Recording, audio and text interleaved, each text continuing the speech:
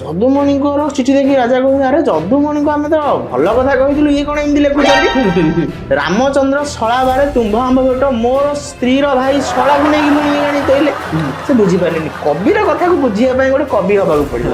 ରାମଚନ୍ଦ୍ର ଶଳା ବାରେ ମାନେ ରାମଚନ୍ଦ୍ରଙ୍କ ଶଳା କିଏ ନା ଭୂମିରୁ ଜାତ ହଉଛନ୍ତି ମା ଜାନକୀ ସୀତା ତାଙ୍କର ଆଉ ଯିଏ ମଙ୍ଗଳ ମଧ୍ୟ ସିଏ ବି ଭୂମିରୁ ଜାତ ବା ସୀତାଙ୍କର ସେ ଭାଇ ହେଲେ ରାମଚନ୍ଦ୍ରଙ୍କର ଶଳା ରାମଚନ୍ଦ୍ରଙ୍କ ଶଳା ମାନେ ମଙ୍ଗଳବାର ଦିନ ମୁଁ ଆସିବି ବୋଲି ଯଦୁମଣିଙ୍କୁ ଗୋଟିଏ ବାକ୍ୟରେ ତାଙ୍କୁ କହିବାକୁ ଚାହିଁବେ ତାଙ୍କୁ ବ୍ୟକ୍ତ କରିବାକୁ ଚାହିଁବେ କ'ଣ କହିବେ?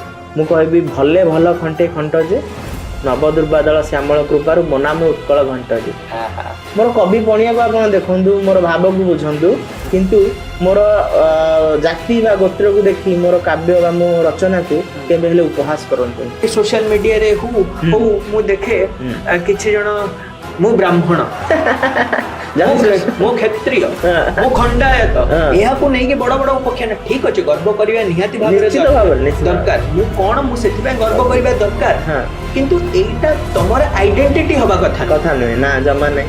ଏ ହେଉଛି ଓଡ଼ିଶା ମାଟି ଯେଉଁଠାରେ ଲକ୍ଷ୍ମୀ ପୁରାଣର ରଚନା କରାଯାଇଛି ନିଶ୍ଚିତ ଭାବରେ ଯେଉଁଠାରେ ମହାପ୍ରଭୁଙ୍କୁ ବି ଭିକାରୀ ସଜେଇବା ପାଇଁ ଆମେ ଆମ କବି ପଛେଇ ନାହାନ୍ତି। ଜୀବ ଲେଉଟିଲେ ମୁଣ୍ଡ କାଟର ନିଷ୍ପତ୍ତି ନିଆଯାଉଥିଲା ସେ ସମୟରେ ସେ କହୁଛନ୍ତି ଅନ୍ଧ କନ୍ଧ କୁଞ୍ଜ ବନେ ଜଗନ୍ନାଥ ନହେବ ଗୋସାଇଁ ଏଇଭଳି ଶବ୍ଦ କହି ରାଜା ମାନଙ୍କୁ କହୁଛନ୍ତି ରାଜା ତମେ ଶାସନ ଉଚ୍ଚ ହେଇପାର କିନ୍ତୁ କବି ତୁଣ୍ଡ ମେଣ୍ଢା ମୁଣ୍ଡ ମେଣ୍ଢାର ମୁଣ୍ଡ ଯେପରି ଟାଣ କବିର ଶବ୍ଦ ସେପରି ଟାଣ। ଯେତେବେଳେ ଯଦୁମଣିଙ୍କୁ ପଚାରିଲେ ରାଜା ଆଉ ଆରେ ଯଦୁମଣି ତମେ କଣ ଚାଷବାସ କଲଣି ନା ନାଇଁ ନା ଛାମୁ ଗୋଟେ ବଳଦ ଦରକାର ଯୋଉଟା ଥିଲା ହଳ ବଳଦ ନହେଲେ ଚାଷ କେମିତି କରିବେ ହଉ ଦବା ସିଏ ପୁଣି ଗୋଟେ ବର୍ଷ ପଳେଇଲା ତ ଯଦୁମଣି ପୁଣି ଲେଖୁଛନ୍ତି ଦବା ଦବା ବୋଲି ବୋଇଲେ ବରସିଲେ ଜଳଦ ବିଲ କେତେ ମାଣ ଚଷନ୍ତି ଦେଇଥିଲେ ବଳଦ ଦେବା ଦେବା ବୋଲି ଯାହା ମୁଁ ଜଗତରେ କହିଲି ଦେବ ଦେବ କର ବାହାନ ପଛ ଆଡୁ ପାହିଲି କାଳିଆ ବଳିଆ ବଳଦ ଦୁଇରେ ଶରଧା ବାରିରେ ଚାଷ ଭାବ ଭକତିର ଫସଲ ଫଳୁଛି ଅମାଳ ଭରିବ ଆସ। ମହାପ୍ରଭୁଙ୍କର ମୁହଁଟା କୁଲା ସଦୃଶ ଓଡିଆ ଘରର କଥା ଆଜ୍ଞା ଇଏ ଓଡିଆ ଘରର ଯୋଉ କୁଲା ଚାଲୁଣି ଭାବନ୍ତୁ ଯଦୁମଣି କେତେ ତଳୁ ଭାବି ପାରୁଥିଲେ କେତେ ଉପରେ ମଧ୍ୟ ସେ ଯାଇପାରୁଥିଲେ ତେଣୁକରି ସିଏ ସେଇ କବି ହେଲେ ଏତେ ମହାନ କବିଙ୍କୁ ଆଜିକାଲିର ଯୁବପିଢି ମାନେ ଜାଣିନାହାନ୍ତି ତାଙ୍କ ରଚନା ବିଷୟରେ ବି ଜାଣିନାହାନ୍ତି ପଢି ନାହାନ୍ତି ଭୁଲ କାହାର ରହିଲା? ସମାଜ ପାଇଁ ଯାହା ଉଦ୍ଦିଷ୍ଟ ତାହା ହିଁ ସାହିତ୍ୟ ସମାଜକୁ ଠିକ୍ ରାସ୍ତା ଦେଖାଇବା ଏବଂ ପରିବର୍ତ୍ତନ ଆଣିବାରେ ସାହିତ୍ୟର ଏକ ବଡ଼ ଅବଦାନ ରହିଛି ଆଉ ସେହି ସାହିତ୍ୟରେ ଯେବେ ହାସ୍ୟ ରସ ମିଶିଯାଏ ତାହା ହୁଏ ସୁଦୂର ପ୍ରସାରୀ ହେଲେ ଯେବେ ସେହି ସାହିତ୍ୟରେ ହାସ୍ୟ ରସ ମିଶିଯାଏ ତାର ପ୍ରଭାବ ଖୁବ୍ ସୁଦୂର ପ୍ରସାରୀ ହୁଏ। ଉତ୍କଳ ବ୍ୟଙ୍ଗ ସାହିତ୍ୟର ଏକ ଉଜ୍ଜ୍ୱଳତମ ତାରକା ହେଉଛନ୍ତି ଉତ୍କଳ ଘଣ୍ଟ ଯଦୁମଣି ମହାପାତ୍ର। ତାହେଲେ ଚାଲନ୍ତୁ ଡେରି ନକରି ଆରମ୍ଭ କରିବା ଚର୍ଚ୍ଚା ୱିଥ୍ ଓଡ଼ିଆ ସାଧବ ପୁଅ ଉତ୍କଳ ଘଣ୍ଟ ଯଦୁମଣି ମହାପାତ୍ରଙ୍କ ବିଷୟରେ ରୋହନ ମହାପାତ୍ରଙ୍କ ସହ। ଜୟ ଜଗନ୍ନାଥ ରୋହନ। ଜୟ ଜଗନ୍ନାଥ। କେମିତି ଅଛନ୍ତି? ଭଲ ଅଛି। ଆପଣ ଉତ୍କଳ ଘଣ୍ଟ ଯଦୁମଣିଙ୍କର ବଂଶଧର ବୋଲି କହିଥାନ୍ତି ଏହି ବିଷୟରେ ଟିକେ ଭଲସେ ଆମକୁ ବୁଝେଇବେ କିପରି ଭାବରେ ଆପଣ ତାଙ୍କ ସହିତ ରିଲେଟେଡ୍? ଉତ୍କଳ ଘଣ୍ଟ କବି ଯଦୁମଣି ମହାପାତ୍ର ଯାହାଙ୍କୁ ଆସୁକବି ବୋଲି ଦୁନିଆ ଜାଣେ ଆମେ କିନ୍ତୁ ଜାଣୁ ଯେ ସେ ଆମ ଜେଜେବାପା ଆମେ ତାଙ୍କର ଷଷ୍ଠ ପିଢ଼ି ହବୁ ତାଙ୍କର ବଂଶଧର ଭାବରେ ତାଙ୍କ ପୁତ୍ର ତ ବିୟୋଗ ଘଟିଥିଲା 12 ବର୍ଷରେ କିନ୍ତୁ ତାଙ୍କର ଯିଏ ଝିଅ ଥିଲେ ରମା ତାଙ୍କର ପୁଅ ତାଳଧ୍ୱଜଙ୍କୁ ଆଣି ଯଦୁମଣି କବି ଯଦୁମଣି ପୁତ୍ର କରିଥିଲେ ପୋଷ୍ୟପୁତ୍ର ଭାବରେ ଏବଂ ତାଙ୍କର ବଂଶଧର ଭାବରେ ଆମେ ସବୁ ବାଳକୃଷ୍ଣ ମହାପାତ୍ର ମୋ ଜେଜେବାପା ତାଳଧ୍ୱଜ ମହାପାତ୍ର ମୋ ବାବା ବିଜୟ କୁମାର ମହାପାତ୍ର ଏବଂ ମୁଁ ଏବଂ ମାନେ ରୋହନ ମହାପାତ୍ର ଏବଂ ମୋ ସାନ ଭାଇ ସୋହନ ମହାପାତ୍ର ତ ଶେଷ ପିଢ଼ି ଭାବରେ ଆମେ ବର୍ତ୍ତମାନ କଳାତିପାତ କରୁଛୁ ଯଦୁମଣି ନିବାସରେ। ବହୁତ ବଢ଼ିଆ କଥା। ଆଚ୍ଛା ଉତ୍କଳ ଘଣ୍ଟ ଯଦୁମଣି ମହାପାତ୍ରଙ୍କୁ ଯଦି କିଏ ପଢ଼ିବାକୁ ଚାହିଁବ ଏବେ ତାଙ୍କର କୋଉ ରଚନାଟି ଅଛି ଯାହାଠୁ ସିଏ ପଢ଼ିବା ଆରମ୍ଭ କରିପାରିବ? ଆମେ ଯଦି କହିବା ଯଦୁମଣି ମହାପାତ୍ରଙ୍କ ରଚନା ବହିରେ ନୁହଁ ଲୋକ ମୁଖରେ ରହିଛି ପାଲାକାର କଳା ଯୋଉ ପାଲା ଯୋଉମାନେ ପରିବେଷଣ କରୁଛନ୍ତି ପାଲାକାର ଦାସକାଠିଆ କଳାକାର ଏବଂ ଲୋକକଳା ବିଶେଷ କରି ଓଡ଼ିଶାର ଲୋକକଳା ମାଧ୍ୟମରେ ଯଦୁମଣି ବଞ୍ଚି ରହିଛନ୍ତି କିନ୍ତୁ ଯଦି କହିବା ଗୋଟେ ଚଟି ବହି ଅଛି ଯଦୁମଣି ରହସ୍ୟ ନାଁରେ ଯୋଉଟା କି ମାନେ ଯଦି ଡିବେଟ୍ କମ୍ପିଟିସନ ହଉ କିଛି ବି ହଉ ଗୋଟେ ଉପହାର ସ୍ୱରୂପ ସେଥିରେ ଦିଆଯାଏ ମୁଁ ବି ଯଦୁମଣିଙ୍କୁ ପଢ଼ିବା ସେଇଥିରୁ ଆରମ୍ଭ କରିଥିଲି ତ ସେଇଥିରୁ ଆମେ ଆରମ୍ଭ କରିପାରିବା ଏବଂ ତାଙ୍କର ହାସ୍ୟ ଗୀତିକା ଯୋଉ ହାସ୍ୟ ଶତକ ରହିଛି ତାକୁ ଆମେ ଯଦି ପଢିବାକୁ ଚାହିଁବା ତାହେଲେ ସହଜ ଏବଂ ବୋଧଗମ୍ୟ ହେବ ଏବଂ ପରବର୍ତ୍ତୀ ସମୟରେ ତାଙ୍କର ରାଘବ ବିଳାସ ଏବଂ ପ୍ରବନ୍ଧ ପୂର୍ଣ୍ଣଚନ୍ଦ୍ରକୁ ପଢି ଆମେ ଜଣେ ବିଦଗ୍ଧ ପାଠକ ଭାବରେ ମଧ୍ୟ ପରିଚିତ ହେଇପାରିବା। ଉତ୍କଳ ଘଣ୍ଟ ଯଦୁମଣି ମହାପାତ୍ରଙ୍କର ଆଉ କଣ କଣ ସବୁ ରଚନା ରହିଛି ଯାହା ଆଜି ସର୍ବସାଧାରଣଙ୍କ ପାଖରେ ଉପସ୍ଥିତ ଅଛି, ଆଉ କଣ କଣ ସବୁ ରଚନା ଅଛି ଯାହା ସର୍ବସାଧାରଣଙ୍କ ପାଖରେ ଆସିବା କଥା? ଯୋଉଟା ଆମେ କଥା ମାନେ ଏଇ ପ୍ରସଙ୍ଗଟା ଭାରି ରୋଚକ, କାହିଁକି ନା ଯଦୁମଣି ମହାପାତ୍ରଙ୍କୁ ଜାଣିଛେ ଆମେ ସମସ୍ତେ ହାସ୍ୟ କବି ଭାବରେ, ଯେ ସେ ଜଣେ ବିନାୟକ ସିଂ ମାନ୍ଧାତାଙ୍କର ଇଏରେ ଥିଲେ ହାସ୍ୟ କବି ଏବଂ ସେ ଖାଲି ରାଜାଙ୍କୁ ହସଉଥିଲେ। କିନ୍ତୁ କବି ଯଦୁମଣି ମହାପାତ୍ରଙ୍କୁ ଯଦି ଆମେ ଦେଖିବା, ସେ ଓଡ଼ିଆ ସାହିତ୍ୟକୁ ଏତେ ବଡ ଅବଦାନ, କବି ସମ୍ରାଟ ଉପେନ୍ଦ୍ର ଭଞ୍ଜ 80 ଖଣ୍ଡ କାବ୍ୟ ରଚନା କଲେ ଏବଂ ତାଙ୍କ ପରବର୍ତ୍ତୀ ସମୟରେ ଉତ୍କଳ ଘଣ୍ଟ ଯଦୁମଣି ମହାପାତ୍ର ଯିଏକି ତାଙ୍କୁ ପଢି ନିଜେ କାବ୍ୟ ରଚନା କଲେ। ରାଘବ ବିଳାସ ପ୍ରବନ୍ଧ ପୂର୍ଣ୍ଣଚନ୍ଦ୍ରକୁ ଦେଖିଲେ ଲାଗିବନି ଯେ ସିଏ ସେଇ ଯଦୁମଣି ଯିଏକି ହାସ୍ୟ ରସ ଛାମୁ ଯାହା ଦେଲେ ହରସେ ନିକି ଦଉଲ ସାନ ବଡକୁ।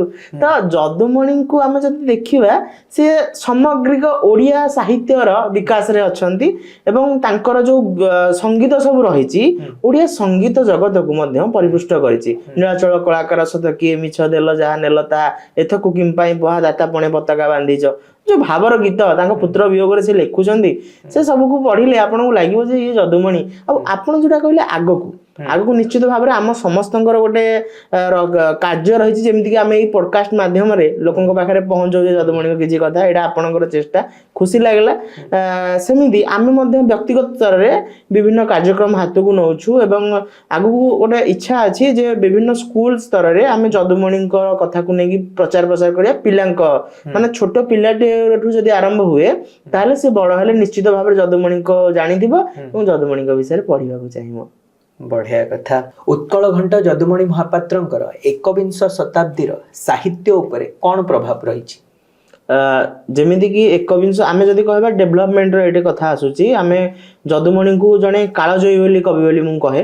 ତ ସେମିତି ସେ କାଳର ଉର୍ଦ୍ଧ୍ୱରେ, ତ ଏକବିଂଶ ଶତାବ୍ଦୀ ଛାଡିକି ଦ୍ୱିବିଂଶ ଶତାବ୍ଦୀରେ ମଧ୍ୟ ଯଦୁମଣିଙ୍କ କବିତାର ମାନେ ରହିଛି, ଆଗକୁ ଲୋକ ମଧ୍ୟ ପଢିବେ, ପ୍ରାଧାନ୍ୟ ନିଶ୍ଚିତ ଭାବରେ ରହିଛି। କାହିଁକି ନା ଯେତେବେଳେ ଯଦି କେହି ଅନ୍ଧ ଦେଶକୁ ଦର୍ପଣ ବିକିବାକୁ ଯାଏ ସେତେବେଳେ ମନେ ପଡନ୍ତି ଯଦୁମଣି। ଯେତେବେଳେ କିଏ କାହାଠୁ ଧାର ନେଇଛି ଉଧାର ନେଇଛି ତାକୁ ନ ଫେରେଇଲା ସେତେବେଳେ ମନେ ପଡିବେ ଯଦୁମଣି ଛାମୁ ଯାହା ଦେଲେ ହରସେ। ଯେତେବେଳେ ନିକିତି ସାନ ବଡକୁ ହବ ସେତେବେଳେ ନିକିତି ତଉଲେ ସାନ ବଡକୁ ହାରି ହୁଏ ଯେଉଁ ରହେ ତଳକୁ। ତେଣୁକରି ଏଇଠି ତେଣୁକରି ଯଦୁମଣିଙ୍କର କଥା ଆମ ନୀତିଦିନିଆ କଥାରେ ରହିଛି। ତ ସେମିତି ଯଦି ଆମେ ଆଗକୁ ଦେଖିବା, ମଣିଷ ତ ତାର ନୀତିଦିନିଆ କଥାରୁ କେବେ ବାହାରି ପାରିବନି ନା ତେଲ ଲୁଣ ସଂସାର ଭିତରେ। ତେଣୁକରି ଯଦୁମଣିଙ୍କର ପ୍ରାଧାନ୍ୟ ଏବେ ବି ଅଛି, ସେବେ ବି ରହିବ, ଆଗରୁ ବି ଥିଲା। ନା ବଢିଆ କଥା ଟିକେ କହିଲେ କି ନୀତିଦିନିଆ କାମରେ ଯେତେବେଳେ ଆମେ କୌଣସି ଜାଗାରେ ଅଟକି ଯାଇଥାଉ ସେତେବେଳେ ଆମକୁ ଯଦୁମଣିଙ୍କ କଥା ମନେ ପଡେ। ନିଶ୍ଚିତ କି କିଏ ଧାର ନେଇଗଲା ସେତେବେଳେ ବି ଯଦୁମଣିଙ୍କ କଥା ମନେ ପଡେ। କିଛି ଦବ ବୋଲି କହିକି ଦେଇ ନାହାନ୍ତି ଯେତେବେଳେ ସେତେବେଳେ ମଧ୍ୟ ଯଦୁମଣିଙ୍କର କଥା ମନେ ପଡେ। ଯଦୁମଣି ନିଶ୍ଚୟ ଭାବରେ ଟାଇମଲେସ୍, ଯାହାକୁ ଆମେ ଗୋଟେ ସମୟ ଭିତରେ ବାନ୍ଧି ପାରିବା। ଏକବିଂଶ ଶତାବ୍ଦୀ ହଉ କି ତା ପରେ 100 ବର୍ଷ 500 ବର୍ଷ ହଉ, ତା ଭିତରେ ଆମେ ବାନ୍ଧି ପାରିବା। ଆଉ ସବୁଠୁ ଖୁସିର ବିଷୟ କି ଏଇ ଯୋଉ ଆମେ ଯଦୁମଣିଙ୍କର ଜୟନ୍ତୀ ଉପଲକ୍ଷେ ଆମେ କଥାବାର୍ତ୍ତା ବା ଚର୍ଚ୍ଚା କରୁଛେ, ଏଇଟା ହଉଛି ତାଙ୍କର 246ତମ ଜୟନ୍ତୀ। ଭାବନ୍ତୁ ସେ ସମୟରେ କଣ ରାଜା ବିନାୟକ ସିଂ ମାନ୍ଧାତା ନଥିଲେ? ଆମେ ଆଜି ଯଦୁମଣିଙ୍କୁ ନେଇକି ବସିଛେ ଏବଂ ଯଦୁମଣିଙ୍କର ସମୟ କାଳୀନ କବି ଏବଂ ତାଙ୍କର ରାଜାଙ୍କୁ ନେଇ ବା ଲୋକଙ୍କୁ ନେଇ କଥା ହଉଛି। ତେଣୁକରି ଗୋଟେ କବି ଯୋଗୁ ଗୋଟେ ରାଜା ବଞ୍ଚେ, ଗୋଟେ କବି ଯୋଗୁ ଗୋଟେ ଗାଁ ବଞ୍ଚୁଛି, ଗୋଟେ କବି ଯୋଗୁ ତାଙ୍କ ଦାୟଦ ବଞ୍ଚୁଛନ୍ତି। ତେଣୁକରି ଗୋଟେ କବି କେତେ କଥା କରିପାରେ। ତେଣୁକରି କବି ଯେ ବ୍ରହ୍ମା କୁହନ୍ତି, ସେ ଦ୍ୱିତୀୟ ବ୍ରହ୍ମା, ତ ସେଇ ଯଦୁମଣି ସେଇ ଭାବରେ ଆମେ ଦେଖିବା। ଆଜିକାଲିକା କବି ମାନେ ଯୋଉମାନେ କବିତା ଲେଖୁଛନ୍ତି, କବିତା ପାଠ କରୁଛନ୍ତି, ଆଜିକାଲି ତ ଟିକେ ନୂଆ ଫର୍ମାଟ ହେଇଗଲାଣି, ଓପନ ଷ୍ଟେଜରେ ସ୍ପୋକେନ ୱାର୍ଡ ପୋଏଟ୍ରି ହଉଛି, ସେମାନେ ଯଦୁମଣିଙ୍କ ଠାରୁ କଣ ଶିଖିବା କଥା? ଆପଣ କଣ ଲାଗୁଛି? ଯଦୁମଣିଙ୍କଠୁ କିଛି ନହେଲେ ସେ ଭଲ ଖଣ୍ଟ ଯେ ଯୋଉ କଥାଟି କହିଛନ୍ତି ଯେ ସିଏ ମୁଁ ଦାମ୍ଭିକ, ସେ ରାଜା ହୁଅନ୍ତୁ ପଛେ, ଶାସନ ମାନେ ଉଚ୍ଚରେ ଥାଆନ୍ତୁ ପଛେ, କିନ୍ତୁ ମୁଁ ତାଙ୍କୁ କହିବି। କବି ଯେ ସତ ମିଛ କରି କହନ୍ତି, କବି ଚାତୁରୀରେ ମନ ମୋହନ୍ତି। ଏପଟେ କବି ମନ ମୋହୁଥିବେ କିନ୍ତୁ ଚାତୁରୀରେ ସେ ତାଙ୍କର ଦାମ୍ଭିକତା ଶବ୍ଦରେ ସେ ରାଜାଙ୍କୁ ମଧ୍ୟ ପ୍ରଶ୍ନ କରିବାର ସେ ରଖନ୍ତି, ସେ ପ୍ରାଧାନ୍ୟତା ରଖନ୍ତି।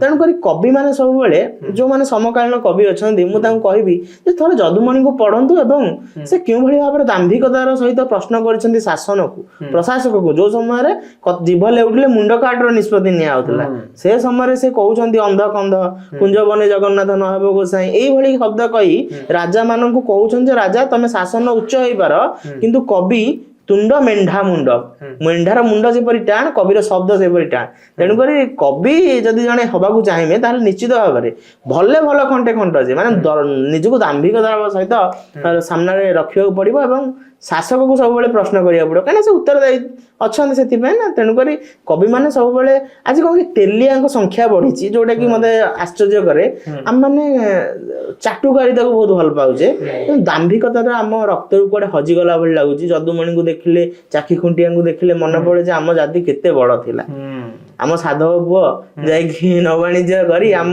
ରାଜ୍ୟକୁ ଦେଶକୁ ଚଳଉଥିଲେ କିନ୍ତୁ ଆମେ ସେ ଜାତି ଚାଟୁକାରିତାରେ ରହିଛେ କେବେ ଆମେ ଉଠିବା ତ ଯଦୁମଣିଙ୍କୁ ପଢିଲେ ଆମେ ଲାଗୁଛି ଉଠି ପାରିବା ନିଶ୍ଚିତ ଭାବରେ ଉଠିବା ନିଶ୍ଚୟ ଭାବରେ ଗୋଟେ ବଢିଆ କଥାଟି ଆପଣ କହିଲେ କି ଆଜିକାଲିକା ଯୋଉ କବି ମାନେ ରହିଛନ୍ତି ଯଦୁମଣିଙ୍କ ଠାରୁ ଶିଖିବା କଥା କି କିପରି ଭାବରେ ପ୍ରଶ୍ନ କରାଯାଏ ପ୍ରଶ୍ନ କରିବାର ଗୋଟେ ପୁଣି ଉପାୟ ଅଛି ଏମିତି ନାଇଁ ମୁହଁରେ ଛିଡା ହେଇକି କହିବାଟାକୁ ପ୍ରଶ୍ନ କରିବା କୁହାଯାଏ ଭଲରେ ଯାଇକି କେମିତି ପ୍ରଶ୍ନ କରାଯାଏ ସେଇଟା ଉତ୍କଳ ଘଣ୍ଟଙ୍କଠୁ ସେମାନେ ଶିଖିବା କଥା ପ୍ରଶ୍ନ ପଚାରିବା କଥା କାରଣ ରାଇଟର୍ସ ହୁଅନ୍ତୁ କି ଆମର କବି ହୁଅନ୍ତୁ ସେମାନଙ୍କର ବହୁତ ବଡ ଦାୟିତ୍ୱ ରହିଛି ସମାଜରେ ପରିବର୍ତ୍ତନ ଆଣିବା ପାଇଁ ଯେତେବେଳେ ବି ସମାଜରେ କୌଣସି ପ୍ରକାର କୁସଂସ୍କାର ହୋଇଥାଏ ବା ପଲିଟିକାଲି ଟର୍ମୋଇଲ ହୋଇଥାଏ କି କୌଣସି ପ୍ରକାରର ଖରାପ କାର୍ଯ୍ୟ ହୋଇଥାଏ କବି ଲେଖକ ମାନେ ସେଥିରେ ପରିବର୍ତ୍ତନ ଆଣିପାରିବେ ନିଶ୍ଚିତ ଭାବରେ ଆଉ ଏଇ କଥାଟି ସେମାନେ ଉତ୍କଳ ଘଣ୍ଟଙ୍କ ଠାରୁ ଶିଖିବା କଥା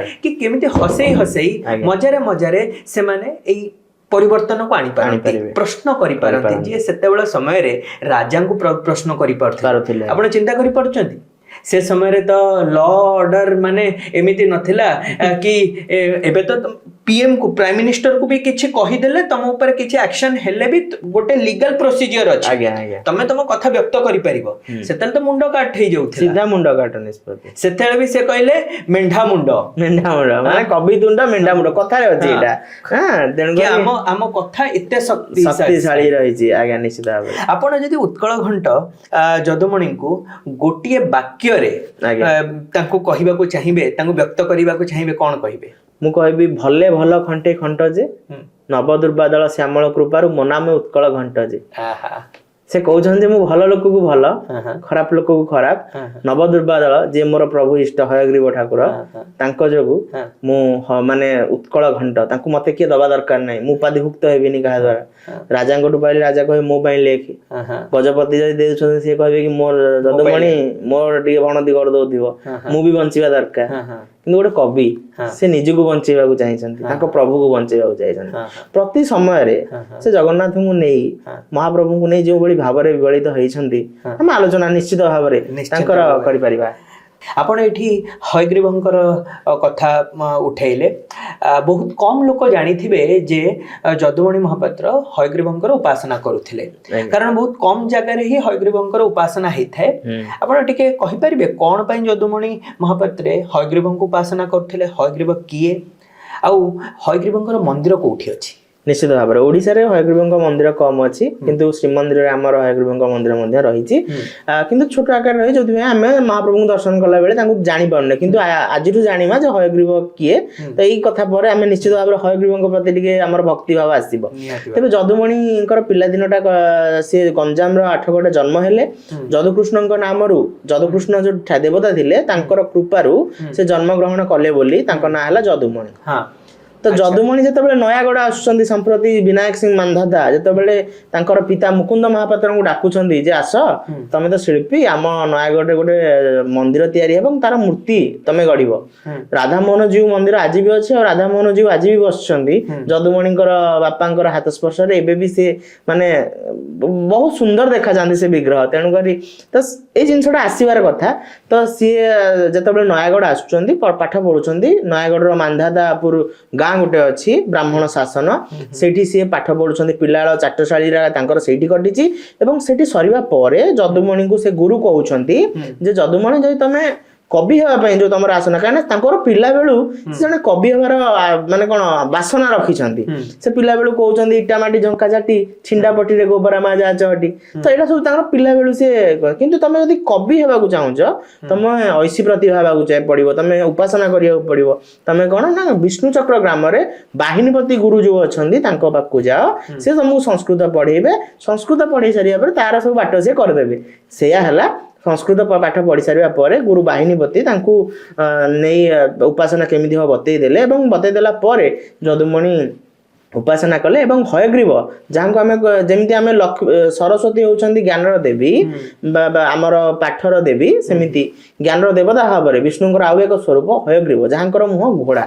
ତ ତାଙ୍କୁ ଉପାସନା କରୁଛନ୍ତି, ଏବଂ ଯେତେବେଳେ ଉପାସନାରେ ଶାନ୍ତି ହୋଇ ବା ଖୁସି ହୋଇ ହୟଗ୍ରୀବ ତାଙ୍କୁ ଦର୍ଶନ ଦଉଛନ୍ତି, ସେତେବେଳେ ସେ କହୁଛନ୍ତି ଆପଣ ଯୋଉଟା କହୁଥିଲେ ଚାରିଟି ଆୟୁଧ ଚାରି ପାଣିକୁ କେନେ ପୋଛୁଅସ ନାଶା ପାଣି। ତ ସେତେବେଳେ କହିଛନ୍ତି ହୟଗ୍ରୀବ ଯେ ତମେ ମତେ ବି ଛାଡିଲନି।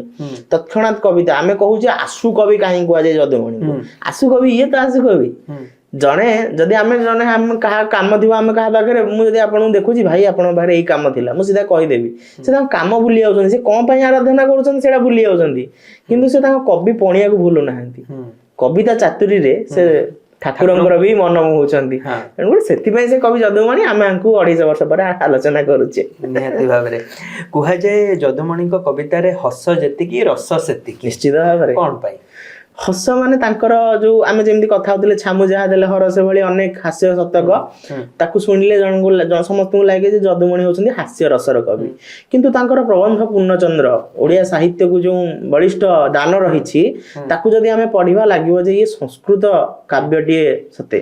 ତ ସେ ଯେମିତି ତାଙ୍କର ପ୍ରବନ୍ଧ ପୂର୍ଣ୍ଣଚନ୍ଦ୍ରରେ ସେ ନିଜକୁ ବର୍ଣ୍ଣନା କରିବାକୁ ଯାଇ, କାହିଁକିନା ସେ ସମୟରେ ବ୍ରାହ୍ମଣବାଦର ବିରୋଧ ହଉଥିଲା ତାଙ୍କୁ, ଯୋଉଥିପାଇଁ କି ସେ ନିଜେ ଲେଖୁଛନ୍ତି ଯେ ଶୂଦ୍ର ମୁଖୁଏ ହୋଇଛି ବାହାର ରୌଦ୍ରତା ବହି କେହି ନ ବିଚାର, ବିଧୁ ବିଧୁନ୍ତୁ ଉଚ୍ଛିଷ୍ଟ ଜଣା ଶିବେ ବାଜେ ଚନ୍ଦ୍ର ଚୂଡ ବାଜଣା ସେ, ପଦ୍ମାପତିଙ୍କର ପଦ ଯେ ସମ୍ଭବ ସମ୍ପଦ ପଦାର୍ଥରେ ବ୍ୟର୍ଥ ଖଣ୍ଡିବାର ଅପବାଦ ଯେ। ସେ କହୁଛନ୍ତି ରାହୁକୁ ଭଗବାନ ରାହୁ ଚନ୍ଦ୍ରକୁ ଗ୍ରାସ କରୁଥିଲେ ମଧ୍ୟ ସେଇ ଖଣ୍ଡିତ ଚନ୍ଦ୍ରକୁ ଶଙ୍କର ଭଗବାନ ତାଙ୍କ ମୁଣ୍ଡରେ ଧରି ବୁଲୁଛନ୍ତି। ତେଣୁକରି ଶୂଦ୍ର ହେଲେ ମଧ୍ୟ ମୁଁ ରଚନା କରିପାରେ। ମୋର କବି ପଣିଆକୁ ଆପଣ ଦେଖନ୍ତୁ, ମୋର ଭାବକୁ ବୁଝନ୍ତୁ, କିନ୍ତୁ ମୋର ଜାତି ବା ଗୋତ୍ରକୁ ଦେଖି ମୋର କାବ୍ୟ ବା ମୋ ରଚନାକୁ କେବେ ହେଲେ ଉପହାସ କରନ୍ତୁନି। ତ ଇଏ ହଉଛି କବିର ସେ ଅନ୍ତରର କଥା। ତ ସେଥିପାଇଁ ଯଦୁମଣିଙ୍କର କବିତାରେ ରସ ଥିଲା। ତାଙ୍କର ଗୀତକୁ ଯଦି ଦେଖିବା, ନୀଳାଚଳ ଯେମିତି ମୁଁ କହୁଥିଲି, ପ୍ରାଣ ମିତଣୀରେ ଆଉ ଗୋଟେ ଏକ ଗୀତ ଅଛି। ଯଦୁମଣିଙ୍କର ଏଇ ଗୀତଟି ଆପଣ ଶୁଣିଲେ ଆପଣ ଆଶ୍ଚର୍ଯ୍ୟ ହେବେ, ମହାପ୍ରଭୁଙ୍କୁ ନେଇ ସେ କେତେବେଳେ କଣ କହିଛନ୍ତି। ମହାପ୍ରଭୁଙ୍କୁ ସେ ଯେମିତି ଆମର କବି ସୂର୍ଯ୍ୟ ବଳଦେବ ରଥ କହିଛନ୍ତି ବାଧିଲା ଜାଣି କ୍ଷମା କରନ ସାପ ବୋଲି କହୁଛନ୍ତି, ଇଏ ଏମିତି କହୁଛନ୍ତି ଯୋଉଟାକୁ ଆମେ ବ୍ୟାଜସ୍ତୁତି କହୁଛେ। କାଳିଆ ବଳିଆ ବଳଦ ଦୁଇରେ ଶରଧା ବାରିରେ ଚାଷ, ଭାବ ଭକତିର ଫସଲ ଫଳୁଛି ଅମାଳ ଭରିବ ଆସ। ଯେ କାଳିଆ ବଳିଆ ତମେ ବଳଦ ଦିଟା ତମେ ଅମଳ ଚାଷ କରୁଛ, ବଡ ଦାଣ୍ଡରେ ଭକ୍ତିର ଚାଷ କରୁଛ, ଆଉ ତାକୁ ଅମଳ କରିବା ପାଇଁ ସାରା ବିଶ୍ୱରୁ ଜନତା ଆସୁଛନ୍ତି ଅମାର ଭରିବା ପାଇଁ। ଅମାରଟା ଗୋଟେ ପୁରୁଣା ଶବ୍ଦ। ଅମାର ଅର୍ଥ ଅମର ଘର ଯୋଉଟା ଆମର ଥାଏ, ଅମର ଘର ଥାଏ, ଆମେ ଯେତେବେଳେ ଚାଷ କରିସାରିଲା ପରେ ଆଣି ରଖିଥାଉ। ପୁଣି ସେଇ କବି ଯଦୁମଣି ଜଗନ୍ନାଥଙ୍କୁ ଦେଖି ମାନେ ଭାବ ବିହ୍ୱଳ ହେଇ କହୁଛନ୍ତି, ପ୍ରାଣ ମିତଣୀରେ ଦେଖିଲେ ରହୁଛି ଲାଖି, ଭାଲୁଣି ପରାଏ କାଳିଆ ମୁହଁକୁ ଚାଲୁଣି ପରାଏ ଆଖି। ଭାଲୁଣି ମାନେ ଅର୍ଥାତ୍ କୁଲା। ମହାପ୍ରଭୁଙ୍କର ମୁହଁଟା କୁଲା ସଦୃଶ। ଓଡିଆ ଘରର କଥା ଆଜ୍ଞା, ଇଏ ଓଡିଆ ଘରର ଯୋଉ କୁଲା ଚାଲୁଣି, ଭାବନ୍ତୁ ଯଦୁମଣି କେତେ ତଳୁ ଭାବି ପାରୁଥିଲେ, କେତେ ଉପରେ ମଧ୍ୟ ସେ ଯାଇପାରୁଥିଲେ। ତେଣୁକରି ସିଏ ସେଇ କବି, ମାନେ ଲୋକଙ୍କ ସହିତ ଯୋଡି ବି ହେଇପାରୁଥିଲେ, ରାଜାଙ୍କୁ ମନ ମୋହିଲା ଭଳିଆ କଥା ବି କହିପାରୁଥିଲେ। ନିଶ୍ଚିତ ମାନେ ବିଭିନ୍ନ ଷ୍ଟ୍ରାଟାକୁ ସେ ଟଚ୍ କରିଛନ୍ତି ସୋସାଇଟିର। ଆଉ ଯଦି ଆମେ ଏଭଳି ଭାବେ ଦେଖିବା, ହୁଏତ ଏ ବିଷୟରେ ବହୁତ କମ ଚର୍ଚ୍ଚା ହେଇଥିବ କି ଯଦୁମଣି ମହାପାତ୍ର ସେତେବେଳେ ସୋସିଆଲ ବାଉଣ୍ଡ୍ରିକୁ ବି ଭାଙ୍ଗୁଥିଲେ। ଏ ବିଷୟରେ ବହୁତ କମ ଚର୍ଚ୍ଚା ହେଇଥିବ।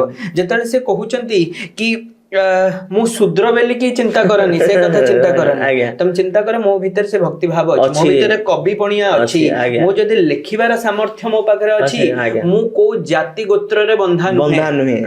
ସେଇ ଜିନିଷଟା ସେ କରିଛନ୍ତି। ଏବଂ ମୁଁ ଆପଣଙ୍କୁ ଆଉ ଗୋଟେ କଥା କହି ରଖେ, ତତ୍କାଳୀନ ଜଣେ ବଡ କବି ବକ୍ରବାକ ଚକ୍ରପାଣୀ ପଟ୍ଟନାୟକ, ଆପଣ ନାଁ ନିଶ୍ଚିତ ଶୁଣିଥିବେ, ଗଞ୍ଜାମର କବି, ସାନଖେମୁଣ୍ଡିର ଧରାକୋଟ, ମୁଁ ସାଙ୍ଗେ ସାଙ୍ଗେ ମନେ ପଡୁନି, କିନ୍ତୁ ଜଣେ କବି ଥିଲେ ବକ୍ରବାକ୍ ଚକ୍ରପାଣି ପଟ୍ଟନାୟକ, ଯାହାଙ୍କର କଥା ଗୁଡାକ ତାଙ୍କ ନାଁରୁ ପରିଲକ୍ଷିତ ହଉଛି ଯେ ବଙ୍କା ବଙ୍କା, ବକ୍ରବାକ୍ ଚକ୍ରପାଣି ପଟ୍ଟନାୟକ।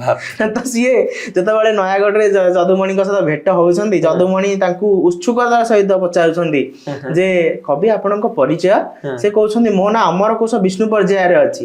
ସଙ୍ଗେ ସଙ୍ଗେ ଯଦୁମଣି ଉତ୍ତର ଦଉଛନ୍ତି ଆପଣଙ୍କ ନାଁ କଣ ଗୁହ?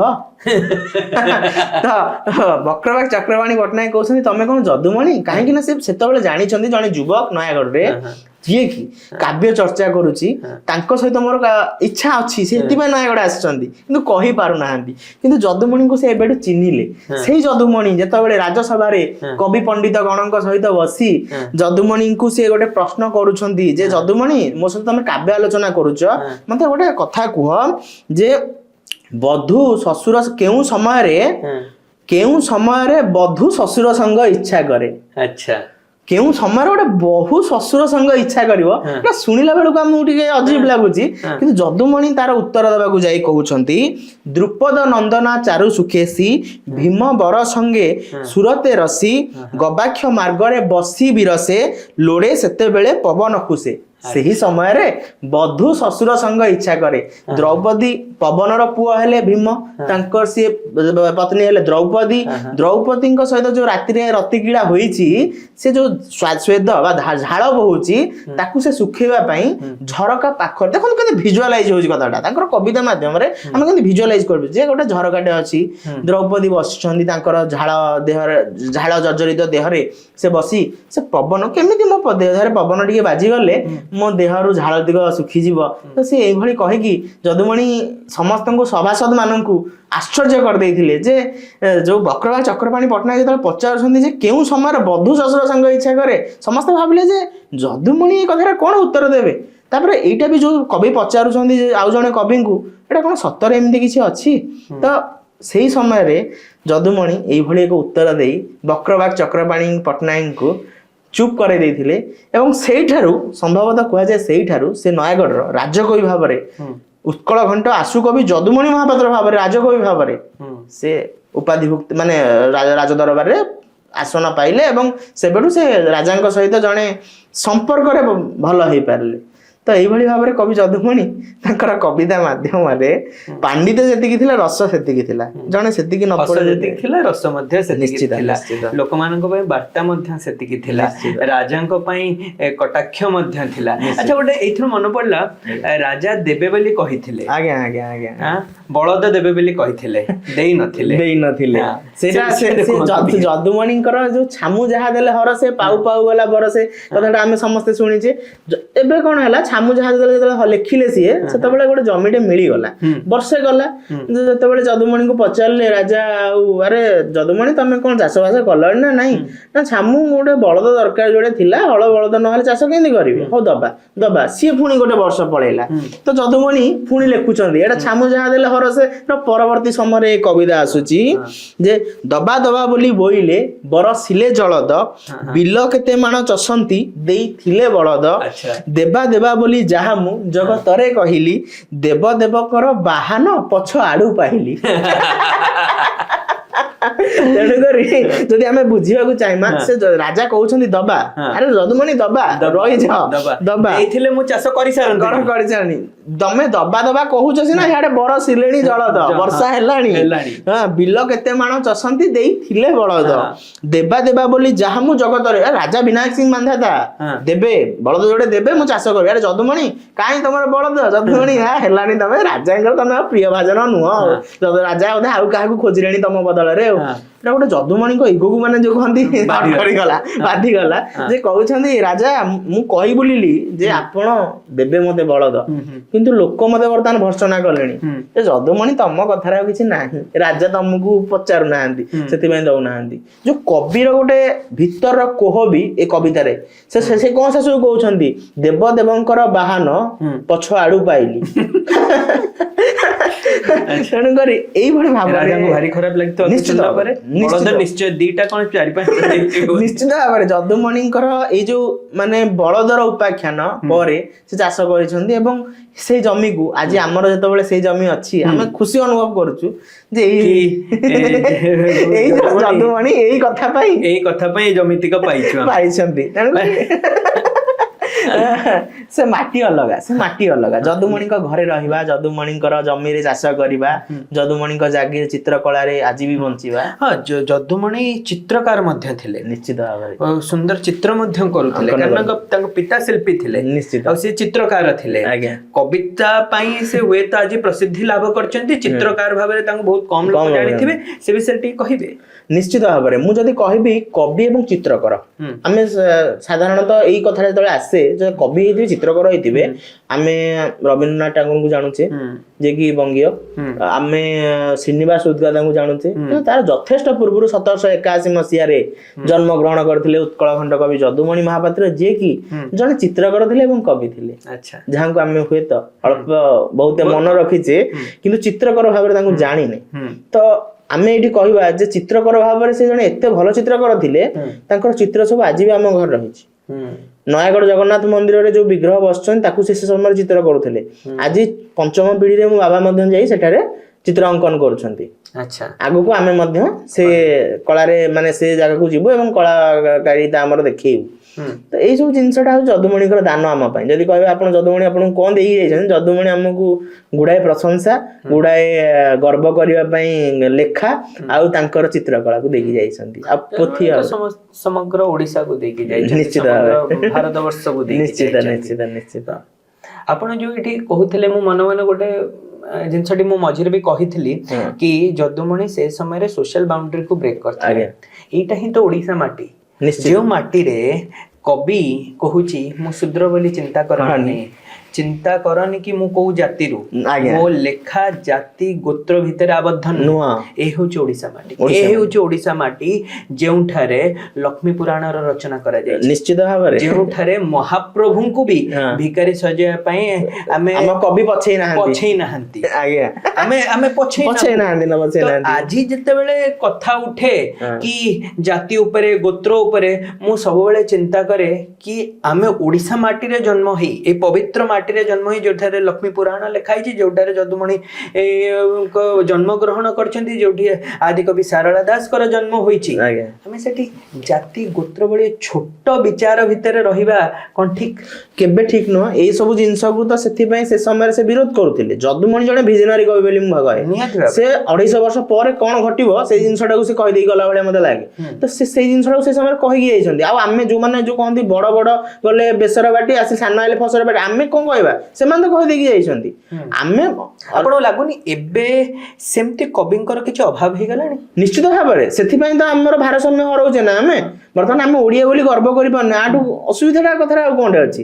ମୁଁ ଯେତେବେଳେ କିଛି କବିତା ମୁଁ କି ସୋସିଆଲ ମିଡିଆରେ ହଉ ମୁଁ ଦେଖେ କିଛି ଜଣ ମୁଁ ବ୍ରାହ୍ମଣ, ମୁଁ କ୍ଷତ୍ରିୟ, ମୁଁ ଖଣ୍ଡାୟତ, ଏହାକୁ ନେଇକି ବଡ ବଡ ଉପଖ୍ୟାନ। ଠିକ ଅଛି, ଗର୍ବ କରିବା ନିହାତି ଭାବରେ ଦରକାର। ମୁଁ କଣ, ମୁଁ ସେଥିପାଇଁ ଗର୍ବ କରିବା ଦରକାର, କିନ୍ତୁ ଏଇଟା ତମର ଆଇଡେଣ୍ଟିଟି ହବା କଥା ନୁହେଁ ନା, ଜମା ନାହିଁ। ଆଚ୍ଛା ରୋହନ, ଯଦୁମଣି ଶଳାଙ୍କୁ ବି କଟାକ୍ଷ କରିଥିଲେ, ନିଶ୍ଚିତ। କଣ ଥିଲା ସେଇଟା? ସେଟା ଶଳା ଆସିଛନ୍ତି ଘରକୁ, ଶଳା ଆଉ ଭିଣେଇର ସମ୍ପର୍କ ଅତି ନିବିଡ଼ ମଧୁର ମଧ୍ୟ। ତ ସେ ଯେତେବେଳେ ବସିକି ଖାଉଛନ୍ତି, ଶ୍ରାଦ୍ଧ ହେଇଛି ଯଦୁମଣିଙ୍କର, ସମସ୍ତେ ବସିକି ଖାଉଛନ୍ତି, ଯଦୁମଣି ମଧ୍ୟ ସେଠି ଅଛନ୍ତି ଉପସ୍ଥିତ। ଆଉ ଖଞ୍ଜନା ଯିଏ ଯଦୁମଣିଙ୍କର ପତ୍ନୀ, ଯାହାଙ୍କୁ ନେଇ ଯଦୁମଣି ଅଧିକ କଥା ଲେଖିଛନ୍ତି, ତ ମାନେ ଗୁଡାଏ ଗୀତ ଲେଖିଛନ୍ତି, ତ ମାନେ ଏତେ ଭଲ ପାଉଥିଲେ। ତ ସେଇ ତାଙ୍କ ଶଳା ଆସିଛନ୍ତି, ଯେତେବେଳେ ଦଶପଲ୍ଲା ଗଡରୁ ଶଳା ଆସିଛନ୍ତି, ଶ୍ରାଦ୍ଧ ହେଇଛି, ଯୋଉ ତରକାରୀ କରିଛନ୍ତି ଖଞ୍ଜନା, ସେ ସାମାନ୍ୟ ପାଣିଆ ହେଇଯାଇଛି, କିନ୍ତୁ ଖଞ୍ଜନା ଜଣେ ଭଲ ରୋଷେଇ କରନ୍ତି ବୋଲି ନାଁ ରହିଛି। ତ ଇଏ ଆସିକି କାନ ପାଖରେ, ଆଉ ବୁଝିଲେ ଭାଇ, ଆଉ ଲୋକ କହୁଛନ୍ତି ଲୁଣିଆ ହେଇଯାଇଛି, କୋଉଟା କି ଅଲଣା ହେଇଛି, କି କହୁଛି ପାଣିଆ ହେଇଯାଇଛି। ସିଏ ଯଦୁମଣି ତ ଦେଖିଲେ ଇଏ ଆକୁ ଆଉ କିଛି ଚୁପ୍ କରିବାକୁ ବାଟ ନାହିଁ, ଏମିତି କହିଲେ ବସିବନି, ତାଙ୍କ କବି ପ୍ରତିଭାକୁ ସେଠି ଉପଯୋଗ କଲେ। କହିଲେ ଆରେ ଚହଟା, ଝଟା ଲଟା ତଳେ ନକର ହଟା, କାହିଁକିନା ଝଟା ଲଟା ପଡି ଯଦୁମଣିଙ୍କ ଦୁଆର ଆଗରେ, ତୋହର ଭଉଣୀ ମୋହର ରାଣୀ, ତିଅଣରେ ଦେଲା ଆଣ୍ଠିଏ ପାଣି। ତ ତୋ ଭଉଣୀ ଏତିକ କାରନାମା କରିଛି, ସେଥିପାଇଁ ମୁଁ ଦାୟୀ ନୁହଁ, ମୁଁ ସବୁ ଜିନିଷ ଯୋଗେଇ ଦେଇଛି। ତ ସେ ଏଇଭଳି ଭାବରେ ତାଙ୍କ ଶଳାକୁ ଛାଡି ନଥିଲେ। ଏବେ ମୋର ମନେ ପଡୁଛି ବଡମ୍ବାଙ୍କର ରାଜାଙ୍କ ସହିତ ସେ କୋଉଭଳି ଭାବରେ ଗୋଟେ କରିଥିଲେ, ଯେ ବଡମ୍ବାର ରାଜା ତତ୍କାଳୀନ ରାଜା ଥିଲେ ରାମଚନ୍ଦ୍ର ମଙ୍ଗରାଜ। ତ ସିଏ ଯଦୁମଣିଙ୍କର ସେତେବେଳେ ସ୍ତ୍ରୀ ବିୟୋଗ ହେଲାଣି, ସମସ୍ତେ ପାଖରେ କେହି ନାହାନ୍ତି, ସେ ଲେଖୁଛନ୍ତି ଚିଠି ଦୂତ ହାତରେ ପଠେଇଲେ ଯେ ଯଦୁମଣି ତୁମେ ତ ନୟାଗଡ଼ ରାଜା, ଏବେ ଆଉ ବିନାୟକ ସିଂହ ମାନ୍ଧା ସେତେବେଳେ ବି ଚାଲିଗଲେଣି, ମାନେ ଯଦୁମଣି ଏକ ପ୍ରକାର ଏକାକୀ ହେଇଯାଇଛନ୍ତି। ସେ ଲେଖୁଛନ୍ତି ଆଉ ଯଦୁମଣି ତମେ ତ ଏବେ ଏକାକୀ ଅନୁଭବ କରୁଥିବ, ଗୋଟେ କାମ କର କିଛି ଦିନ ପାଇଁ ଆମ ରାଜସଭାକୁ ଆସ, ଆମେ ଏଠି ସାହିତ୍ୟ ଆଲୋଚନା କରିବା ଏବଂ ତମେ ବସି କିଛି ଦିନ ଭଲ ସମୟ ବିତେଇକି ଯିବ। ସିଏ ଯଦୁମଣି ଦୂତଠୁ ସେ ଚିଠି ପାଇ ଚିଠିରେ ଲେଖୁଛନ୍ତି ରାମଚନ୍ଦ୍ର ଶଳା ବାରେ ତୁମ୍ଭ ଆମ୍ବ ଭେଟ। ଯେ ଯଦୁମଣି ଯେତେବେଳେ ଏଇ କଥାଟି ଲେଖି ଦଉଛନ୍ତି, ରାଜାଙ୍କ ପାଖରେ ଯାଇକି ସେ ଚିଠି ପହଞ୍ଚୁଛି, ଯଦୁମଣିଙ୍କର ଚିଠି ଦେଖି ରାଜା କହୁଛନ୍ତି ଆରେ ଯଦୁମଣିଙ୍କୁ ଆମେ ତ ଭଲ କଥା କହିଥିଲୁ, ଇଏ କଣ ଏମିତି ଲେଖୁଛନ୍ତି। ରାମଚନ୍ଦ୍ର ଶଳା ବାରେ ତୁମ୍ଭ ଆମ୍ବ ଭେଟ, ମୋର ସ୍ତ୍ରୀର ଭାଇ ଶଳାକୁ ନେଇକି ପୁଣି ଇଏ ଜାଣି ତୋଇଲେ। ସେ ବୁଝିପାରିଲେନି, କବିର କଥାକୁ ବୁଝିବା ପାଇଁ ଗୋଟେ କବି ହବାକୁ ପଡିବ। ଯଦୁମଣି ଯାଇକି ମଙ୍ଗଳବାର ଦିନ ରାଜଦରବାରରେ ଭେଟ ହେଲେ। ଭେଟ ହେଇକି ଯଦୁମଣି ଯେତେବେଳେ ଦେଖୁଛନ୍ତି ରାଜା ମଙ୍ଗରାଜ କୁହନ୍ତୁ ଯଦୁମଣି ତୁମେ ମୋର ଶଳାର ବି ଛାଡ଼ିଲନି, ମୋ ଶଳାକୁ ତୁମ୍ଭ ରାମଚନ୍ଦ୍ର ଶଳା ବାରେ, ମାନେ ମୋ ଶଳା ବାରରେ ତମେ ଆସିବ ବୋଲି କହିକି ଏମିତି ମତେ ବର୍ଷନା କଲ।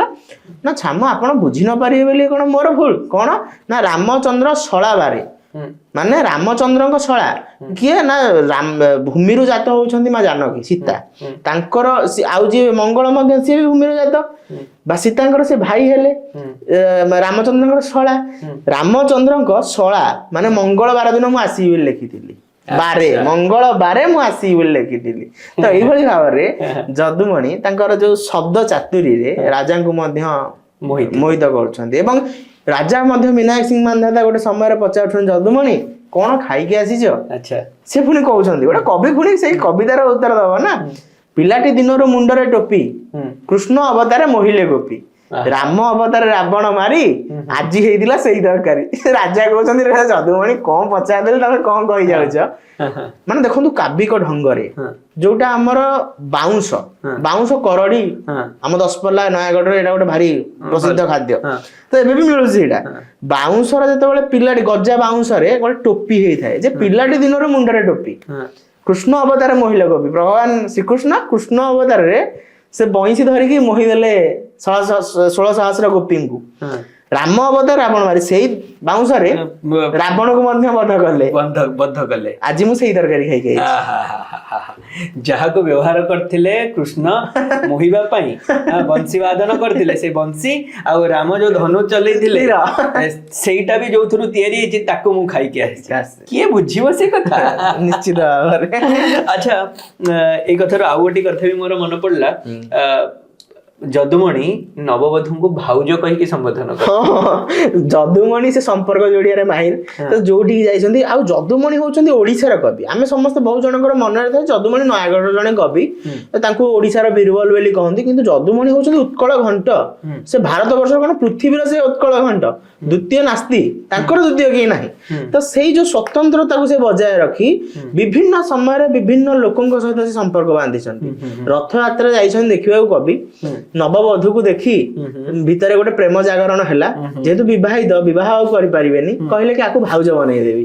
କଣ କଲେ ଯେ କହୁଛନ୍ତି ତୋର ମୁଁ ହୁଅନ୍ତି ଦିଅର ଥରେ, କଥା କହୁଥାନ୍ତି ଦିଅର ଥରେ, ବିଜେ କରିଛନ୍ତି ଦିଅ ରଥରେ, ସଂକଳ୍ପ କରି ଦିଅରେ ଥରେ। ରଥରେ 4 କହିଲେ ସେ ଯୋଉ ନବବଧୂ ବାଘମାରୀର, ଆମ ଭୁବନେଶ୍ୱର ଆଉ ନୟାଗଡ଼ ଯିବା ବାଟେ ଗୋଟେ ବାଘମାରୀ ଗାଁ ପଡେ, ଏବେ ବି ସେ ଗାଁ ଅଛି। କୁହାଯାଏ ଯେ ଯଦୁମଣିଙ୍କର ସେ ଯୋଉ ଭାଉଜ, ବାଘମାରୀର ଭାଉଜ ଯଦୁମଣିଙ୍କର ଗୋଟେ ଖରାପ ସମୟରେ ମଧ୍ୟ ଯଦୁମଣିଙ୍କୁ ସାହାଯ୍ୟ କରିଛନ୍ତି। ଯଦୁମଣି ଏଇଭଳି ଭାବରେ ତାଙ୍କର ସମ୍ପର୍କ ରଖିପାରୁଥିଲେ ଏବଂ ସେଟାକୁ ମଧ୍ୟ ଚଳେଇ ପାରୁଥିଲେ। ତ କବି ସବୁ କରିପାରେ, ତାଙ୍କ ଭିତରେ ହସ ବି ଭରିକି ଥିଲା, ରସ ବି ନିଶ୍ଚିତ, ରସିକିଆ ବି ଯଦୁମଣି। ହେଲେ ଭାରି ଦୁଃଖ ଲାଗେ, ଆଜିର ସମୟରେ ଯଦୁମଣିଙ୍କ ବିଷୟରେ ବହୁତ କମ ଲୋକ ଜାଣିଛନ୍ତି। ତାଙ୍କ ରାଘବ ବିଳାସ ବିଷୟରେ ମଧ୍ୟ ବହୁତ କମ ଲୋକ ଜାଣିଛନ୍ତି। ରାଘବ ବିଳାସ ଠିକ କଥା କହିଲେ, ରାଘବ ବିଳାସ ବିଷୟରେ ମଧ୍ୟ କମ ଲୋକ ଜାଣିଛନ୍ତି। ଟିକେ ଆପଣ ନିହାତି ଭାବରେ କୁହନ୍ତୁ। ଦେଖନ୍ତୁ ଓଡିଶାରେ ରାମ କାବ୍ୟ ଯେତେବେଳେ ଅଯୋଧ୍ୟାରେ ଶ୍ରୀରାମ ପୁରୁଷୋତ୍ତମ ରାମଙ୍କର ଭବ୍ୟ ମନ୍ଦିରର ପ୍ରତିଷ୍ଠା ହେଉଥିଲା, ମୁଁ ସେ ସମୟରେ ମୋ ଫେସବୁକରେ ଲେଖିଥିଲି ଓଡିଶାରେ ରାମ କାବ୍ୟର ଅଭାବ ନାହିଁ, ଓଡିଶାରେ ରାମ ମନସ୍କତା ଅଭାବ ନାହିଁ। ଓଡିଶାରେ ରାମ କହିଲା ଭଳି ମାନେ ସବୁ ଏଠି ଯେମିତି ବିତେଇଛନ୍ତି। ଗଙ୍ଗାଧର ମେହେର ତାଙ୍କର ତପସ୍ୱିନୀ କାବ୍ୟରେ ଲେଖୁଛନ୍ତି, ବୈଦେଶ ବିଳାସରେ କବି ସମ୍ରାଟ ଉପେନ୍ଦ୍ର ଭଞ୍ଜ ଲେଖୁଛନ୍ତି। ଆମର ପୁରୀର ଯୋଉ କବି ଥିଲେ ବିଚିତ୍ର ରାମାୟଣ ମାଧ୍ୟମରେ ସିଏ ମଧ୍ୟ ଲେଖୁଛନ୍ତି। ତାଙ୍କ ପୂର୍ବରୁ ମାନେ ଭଞ୍ଜଙ୍କ ପୂର୍ବରୁ ତାଙ୍କ ଜେଜେବାପା ଧନଞ୍ଜୟ ମଧ୍ୟ ରଘୁନାଥ ବିଳାସ ନାଁରେ ଗୋଟେ ରାମକାବ୍ୟ ଲେଖିଛନ୍ତି। ତାପରେ ଯଦୁମଣି କାହିଁକି ଲେଖିଲେ? କିଛି ଲାଗିଲା ବୋଧେ କବିଙ୍କୁ ଯେ ମତେ ଆକୁ ଟିକେ ଭଲ କରି ଉପସ୍ଥାପନ କରିବାର ଅଛି। ଭଞ୍ଜଙ୍କର ସେ ଦାୟଦ ଆଉ କବି ସୂର୍ଯ୍ୟଙ୍କର ସେ ସମକାଳୀନ, ସେ ହସ ଆଉ ଗୀତ ରସକୁ ମିଶେଇକି ଲେଖିଲେ, ଯୋଉଟା କି ରାଘବ ବିଳାସର ଅତ୍ୟନ୍ତ ପଦପଙ୍କ୍ତି ସୁଲଳିତ ପଦପଙ୍କ୍ତି, ଯୋଉଟା ତାଙ୍କର ହଉଛି ମଙ୍ଗଳାଚରଣରେ ସେ କହୁଛନ୍ତି ଯୋଉ ବ୍ରାହ୍ମଣ ମାନଙ୍କର ବିରୋଧ କରି ସେ ଗାଇଛନ୍ତି, ମାନେ ନୀଳାଚଳ କଳାକାର ସତ କିଏ ମିଛ ଯେମିତି ହେଲା ଯାହାବି, ସେ ବ୍ରାହ୍ମଣ ମାନଙ୍କୁ ଏଠି ସ୍ତୁତି କରୁଛନ୍ତି। ପ୍ରଥମ ବନ୍ଦ ଏଇ ଭୂଦେବ ଅଙ୍ଘ୍ରି ଅଘାରି ବକ୍ଷେ, ସପଦ ସାଗର ଶୋଷକ ବଂଶ ନାଶ ଅଲକ୍ଷେ, ବନ୍ଦେ ରସାସୁଧା ପତିର ଧରା ଧର ଶୟନ, ନିର୍ଜରା ପର ବିନାଶନେ ସନ୍ଥ ଜନ ପାଳନ। ସେ କହୁଛନ୍ତି ପ୍ରଥମରେ ମୁଁ ବ୍ରହ୍ମାଙ୍କୁ ନାହିଁ, ବିଷ୍ଣୁଙ୍କୁ ନାହିଁ, ମହେଶ୍ୱରଙ୍କୁ ନାହିଁ, ଜଗନ୍ନାଥଙ୍କୁ ବି ନାହିଁ, କୌଣସି ଦେବତାଙ୍କୁ ମାନେ ମୁଣ୍ଡିଆ ମାରିବିନି ମଙ୍ଗଳାଚରଣରେ। ମତେ ଏଠି ସେଇ ବ୍ରାହ୍ମଣ ମାନଙ୍କର ପାଦକୁ ବନ୍ଦନା କରିବାର ଅଛି, ଯିଏ ପ୍ରଥମରେ ବନ୍ଦନା ମୁଁ କରୁଛି ତାଙ୍କୁ। ତ ସିଏ ଯଦୁମଣି କୌଣସି ବିରୋଧ କରୁନଥିଲେ, ସମସ୍ତଙ୍କୁ ସମ୍ମାନ ଦଉଥିଲେ। କିନ୍ତୁ ଯିଏ ଭଲ ଏଠି କୁହାହେଇଯିବ ଭଲେ ଭଲ ଖଣ୍ଡେ ଖଣ୍ଟ, ଯେତେବେଳେ ଯିଏ ତାଙ୍କୁ ଯୋଉ ଭଳି ଭାବରେ ବିହେଭ୍ କରିଛି ସେ ତାକୁ ସେଇଭଳି ଭାବରେ ଦେଇଛନ୍ତି। ତ ରାଘବ ବିଳାସର ଏଇଟା ଥିଲା ମଙ୍ଗଳାଚରଣ। କିନ୍ତୁ ଯୋଉ ତାଙ୍କର କୁହାଯାଏ ଯେ ବିଭୀଷଣ ଶରଣ ଯୋଉ ଛାନ୍ଦ, ଯୋଉଟା କି ପାଲା ଦାସକାଠିଆରେ ଲୋକ ପରିଚିତ, ଅତୀବ ପରିଚିତ କୁହାଯାଏ। ଆମେ ଦଶମ ଶ୍ରେଣୀ ଗୋଟେ ଆମର ଥିଲା ରାଘବଙ୍କ ଲଙ୍କା ଯାତ୍ରାନୁକୂଳ, ସେଥିରେ ଆମେ ପଢିଥିଲେ ଯେ ବୈଦେଶ ବିଳାସର ଗୋଟେ ଛାନ୍ଦକୁ ଆଣିକି ସେଟା ପାଠ୍ୟ ମାନେ ପୁସ୍ତକ ରଖାଯାଇଛି। ଦୁଃଖର ବିଷୟ ଯଦୁମଣିଙ୍କର ତ ସେ ସବୁ ହେଇନି, କିନ୍ତୁ ଲୋକଙ୍କ ମୁହଁରେ ସେ କେମିତି ବଞ୍ଚି ରହିଛନ୍ତି। ବିଭୀଷଣ ଶରଣ ଆସିକି ନଉଛନ୍ତି, ଯେ ଶରଣ ନଉଛନ୍ତି ସିଏ ଯେତିକି ବଡ ନୁହଁ, ଯେ ଶରଣ ଦଉଛନ୍ତି ସିଏ ସେତିକି ବଡ। କବି ଯଦୁମଣି ସେଇ ଜିନିଷଟା କହୁଛନ୍ତି। ପୂର୍ବ ଦେବତା ସର୍ବରି ଭର୍ତ୍ତା ଆଗେ ଦୂତ ବାର୍ତ୍ତା କଲା ପ୍ରକାଶ, ଅଶୋକ ବନେ ଶଶୋକେ ଥିବା ବନ୍ଧୁ, ବନ୍ଧୁ ସିନ୍ଧୁ କୂଳେ ପ୍ରବେଶ, ହାସ ରସରେ ହସି ଭାସିଲା ଦଶ ଗ୍ରୀବ, ନାରୀ ବିହୀନେ ବାରି ଧୀରେ ତନୁ ଝାସିବ ବୋଲି ଆସିଥିବ। ଏଇଟା ଯୋଉ ତାଙ୍କର ପ୍ରଥମ ପଦ, ସେ କଣ କହୁଛନ୍ତି? ପୂର୍ବ ଦେବତା ମାନେ ଦେବତାଙ୍କର ପୂର୍ବରୁ ଯୋଉ ଅସୁର, ପୂର୍ବ ଦେବତା ସର୍ବରି ଭର୍ତ୍ତା ଆଗେ ମାନେ ରାବଣ, ତାଙ୍କର ଯେ କୁଳ ଚନ୍ଦ୍ରମା, ଦୂତ ବାର୍ତ୍ତା କଲା ପ୍ରକାଶ, ଦୂତ ଆସିକି ତାଙ୍କୁ କହୁଛି ମହାରାଜ ଆସିଲେଣି, ରାମଚନ୍ଦ୍ର ଆସିଲେଣି, ପ୍ରକାଶ। ଅଶୋକ ବନେ ଶଶୋକେ ଥିବା ବଧୁ, ଅଶୋକ ବନରେ ଶୋକ ସହିତ ଥିବା ବଧୁ, ବନ୍ଧୁ ତାଙ୍କର ଯିଏ ବନ୍ଧୁ, ସିନ୍ଧୁ କୂଳେ ପ୍ରବେଶ, ସମୁଦ୍ର ତଟରେ ଆସି ପହଞ୍ଚି ଗଲେଣି, ଆଉ କିଛି ସମୟର ବାଟ। ନା ନାରୀ ବିହୀନେ, ସେ ତ ନାରୀର ବିଚ୍ଛେଦରେ ବାରି ଧୀରେ ତନୁ ମାନେ ବାରି ଧୀରେ ତନୁକୁ ଝାସିବ ବୋଲି ସେ ଆସିଥିବ, ହାସ ରସରେ ହସି ଭାସିଲା ଦଶ ଗ୍ରୀବ। ମାନେ ଦେଖନ୍ତୁ ଭିଜୁଆଲାଇଜ ଏଇ ଜିନିଷଟା ପଢିବା, ଜଣେ ଯଦି ବୁଝିଯିବ ଯଦୁମଣିଙ୍କୁ ପାଖରେ ଉପଲବ୍ଧି କରିବ। ନିହାତି ମତେ ଲାଗେ ଯେ ସିଏ ଏବେର କବି, ଯାହାଙ୍କର କଥା ଏବେ ବି ଚାଲିଛି। ଯଦି ଆମେ 100 ବର୍ଷ 500 ବର୍ଷ 1000 ବର୍ଷ ପରେ ବି ସେବେ ବି ଯିଏ ବଞ୍ଚିଥିବେ ସେବେ ବି କହିବେ ସେ ସେବେର କବି, ଟାଇମଲେସ୍ ସମୟ ଭିତରେ ଆବଦ୍ଧ କରି ହେବ ନିଶ୍ଚିତ। ହେଲେ ଏତେ ମହାନ କବିଙ୍କୁ ଆଜିକାଲିର ଯୁବପିଢି ମାନେ ଜାଣି ନାହାନ୍ତି, ତାଙ୍କ ରଚନା ବିଷୟରେ ବି ଜାଣି ନାହାନ୍ତି, ପଢି ନାହାନ୍ତି। ଭୁଲ କାହାର ରହିଲା? ଭୁଲ ଆମେ କହିପାରିବାନି କାହାର ଜଣଙ୍କର ରହିଲା ବୋଲି, ଭୁଲ ଆମ ସମସ୍ତଙ୍କର ଅଛି। ଯୋଉମାନେ ଆମେ ଜାଣିଛେ ଆମେ ଜଣେଇବାକୁ କାହିଁ ଚେଷ୍ଟା କଲେନି। କିନ୍ତୁ ସୁଖର ବିଷୟ ବର୍ତ୍ତମାନ ଗୋଟେ ଭଲ ସମୟ ଆସିଛି। ଆପଣ କୋଉଠିକାର ମୁଁ ଜାଣିନି, ମୁଁ କୋଉଠିକାର ଆପଣ ଜାଣିନାହାନ୍ତି। ସୋସିଆଲ ମିଡିଆ ମାଧ୍ୟମରେ ଆମେ ଗୋଟେ ସଂଯୋଗ ହେଲେ ଏବଂ ଯଦୁମଣିଙ୍କ ବିଷୟରେ ଆଜି ଆଲୋଚନା କରୁଛେ। ଏ କଥାକୁ ଦେଖିକି ଅନେକ ଲୋକ ମଧ୍ୟ ଯଦୁମଣିଙ୍କ ବିଷୟରେ ଜାଣିବେ। ତ ଏଇ ଛୋଟ ଛୋଟ ପଦକ୍ଷେପ ନିଶ୍ଚିତ ଭାବରେ ଯଦୁମଣିଙ୍କ ସାହିତ୍ୟର ବିକାଶରେ ଆଗକୁ ନବ, ନିଶ୍ଚିତ, ଏଇଟା କଥା ନାହିଁ। କିନ୍ତୁ ଆମେ ସମସ୍ତେ ଯଦି ଆମ ପିଲାବେଳୁ ଆମେ ଯୋଉଟା ଆମ ପିଲାବେଳେ ପାଇଛେ, ଆମ ଜେଜେବାପା ଜେଜେମା ଯଦୁମଣିଙ୍କ ବିଷୟରେ ବହୁତ କଥା କହୁଥିଲେ, ଆପଣଙ୍କର ଜେଜେବାପା ଜେଜେମା ବି ସେ କଥା କହିଥିଲେ। ତ ଜେଜେମା ମାନେ ଜେଜେବାପା ମାନେ ଯେତେବେଳେ ଘରୁ ବାହାରୁଛନ୍ତି ସେ ସମୟରେ ନାତି ପିଲା କଣ ପଢିବ? ଲିଟିଲ ଟ୍ୱିଙ୍କଲ ଷ୍ଟାର, ଏଇ ସବୁ କଥା ଜାଣିବ। ତ ସେଇ ଜିନିଷ ଯଦୁମଣିଙ୍କର କବିତାଟା କି ଭଞ୍ଜଙ୍କର କଥା କି ଏମିତି ଆମ ଯୋଉ ଓଡିଆର କଥାଟା ଜେଜେବାପା ହିଁ କହିପାରିବେ। କାହିଁକିନା ଜଣେ ଜନ୍ମ ହଉଛି ଆଉ ଜଣେ ଜୀବନ ଶେଷ ପାହାଚରେ ପହଞ୍ଚିଛି, ସେ ଦୁନିଆ ଯାକର କଥାକୁ ଦେଖିକି ଆସିଛି ତା ଜୀବନ ଭିତରେ। ସେ ଚାହିଁବ ଯେ ମୋ ପିଲାଟା ଅନ୍ତତଃ ଖରାପ ବାଟ ନେଇ ନ ଯାଉ, କିନ୍ତୁ ବର୍ତ୍ତମାନ ତ ଜେଜେବାପା ଜେଜେମା ଘର ବାହାରେ। ତ ସେଥିପାଇଁ ଏଠି ସମସ୍ତଙ୍କର କଥା ଅଛି, ସମସ୍ତେ ସାବଧାନ ହେବାର ସହିତ କଥା ଅଛି ଯେ ଆମର ଯୋଉମାନେ ବୃଦ୍ଧ ବ୍ୟକ୍ତି ବରିଷ୍ଠ ଲୋକ ସେମାନଙ୍କୁ ଏକାଠି କରିକି ଆମ ପିଲାମାନଙ୍କୁ ମଧ୍ୟ ତାଙ୍କ ସହିତ ମିଶେଇକି ତାଙ୍କ କଥାକୁ ଆଗକୁ ନେବାର ଅଛି। ଆଉ ସବୁଠୁ ବଡ କଥା ସରକାରଙ୍କର ସହଭାଗିତା ନିଶ୍ଚିତ ଆବଶ୍ୟକ, ଯୋଉଟା କି ସବୁ କଥା ହେଇପାରିବ, କିନ୍ତୁ ସରକାର ଯଦି ଚାହିଁବେ ବହୁତ କିଛି ହେଇପାରିବ। ବିଗତ ଦିନରେ ଆମେ ମାନ୍ୟବର ଯେ ମନ୍ତ୍ରୀ ଅଛନ୍ତି ବର୍ତ୍ତମାନ ସୁର ସୂର୍ଯ୍ୟବଂଶୀ ସାର୍, ତାଙ୍କ ସହିତ ଆମେ ଭେଟ ହୋଇଥିଲୁ। ସେ ମଧ୍ୟ ଗୋଟେ ବଢିଆ କଥା ଦେଇଛନ୍ତି। ପ୍ରତିମୂର୍ତ୍ତି ଯଦୁମଣିଙ୍କର ଆଜି ପର୍ଯ୍ୟନ୍ତ ନଥିଲା, ପୂର୍ଣ୍ଣାବୟବ ପ୍ରତିମୂର୍ତ୍ତି, ଯୋଉଟା କି ସେ ଆଗାମୀ ଦିନରେ ମୁଖ୍ୟମନ୍ତ୍ରୀ ମଧ୍ୟ ଘୋଷଣା କରିଛନ୍ତି। ମାନ୍ୟବର ମୁଖ୍ୟମନ୍ତ୍ରୀଙ୍କୁ ଧନ୍ୟବାଦ ଦେବା। ଆଗାମୀ ଦିନରେ ଆମର ଯୋଉ ଦାବି ରହିଛି ଯେ ଯଦୁମଣିଙ୍କୁ ପାଠ୍ୟ ପୁସ୍ତକ ଅନ୍ତର୍ଭୁକ୍ତ କରାଯାଉ, କରିବା ନିହାତି ଦରକାର। କାହିଁକି ନା ଯଦୁମଣି ଯଦି ଜଣେ କାଳଜୟୀ କବି, ତାଙ୍କର ଅସୁବିଧା କୋଉଠି ଅଛି? ପଢେଇବାର ତ କିଛି ଅସୁବିଧା ନାହିଁ। ଏଇ ଯୋଉ ଯେମିତି ମୁଁ ଯଦି ବୁଝିପାରୁଛି, ମୁଁ ଯଦି ବୁଝେଇ ପାରୁଛି ଆପଣଙ୍କୁ, ତାହେଲେ ଜଣେ ଶିକ୍ଷକ କାହିଁକି ବୁଝେଇ ପାରିବେନି?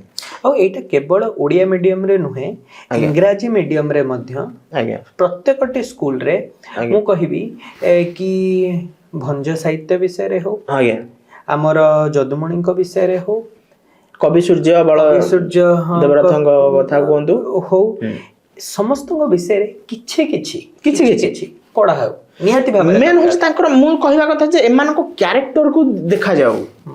ଆମେ ଖାଲି କହୁଛେ ଆକବର ବୀରବଲ କଥା, କାହିଁକି ଯଦୁମଣିଙ୍କର କମ ଷ୍ଟ୍ରଗଲ ଥିଲା, ଭଞ୍ଜଙ୍କର କଣ ଷ୍ଟ୍ରଗଲ ଥିଲା? କବି ସମ୍ରାଟ ଉପେନ୍ଦ୍ର ଭଞ୍ଜ ସାହିତ୍ୟ ଉପେନ୍ଦ୍ର ଭଞ୍ଜ ମାନେ କବି କୁଳ ଚନ୍ଦ୍ର ବୀରବଲଠୁ 100 ଗୁଣ ଉପରେ, ସେ କଥା ଆମେ କାହିଁ ଚର୍ଚ୍ଚା କରିବା?